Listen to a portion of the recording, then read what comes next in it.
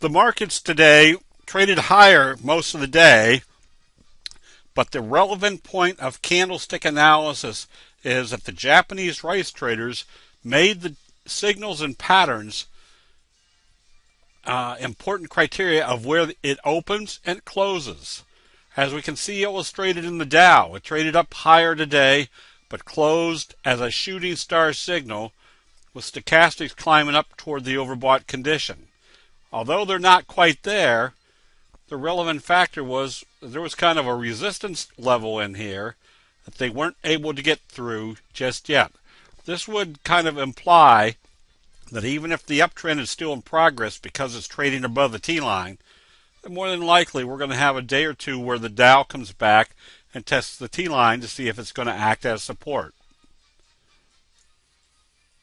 But a more relevant indication was in the NASDAQ that also traded higher and did a shooting star with it failing right at the 50-day moving average, which is a significant piece of information that we're seeing a candlestick reversal signal up in the overbought condition and failed right at a major resistance level, implying that if they open this market lower tomorrow, there's profit taking probably back to the T-line.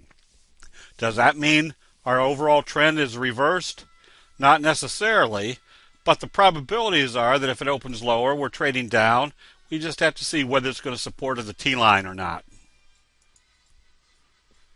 And one of the important elements of a fry pan bottom is that it recognizes that there's investor sentiment building back up. Now notice that this chart, you couldn't probably trade this if you wanted to with any success because it was just so choppy, but you could see the overall pattern, a fry pan bottom pattern. It did come up and break through the 50, let the 50 act as support, and there's one simple criteria for holding on to a fry pan bottom pattern. You hold on as long as it doesn't close below the T-line. We may not know why it's moving up, but somebody that has probably a lot more insight into what's going on in an individual stock or sector knows, and all we're doing is recognizing that those people are buying, creating very big profits. And when you add the elements of the individual candlestick signals, notice right here coming out of this fry pan bottom, we had a little morning star signal. It didn't confirm the next day. But notice what happened at the T-line. Had a little inverted hammer. That did confirm. Another morning star signal. Then we had the doji sandwich, a bullish day followed by a doji, which indicated the next day would probably be a bullish day, which would also indicate that this level right here was breaking out. And as long as it stayed above the T-line, we stayed long.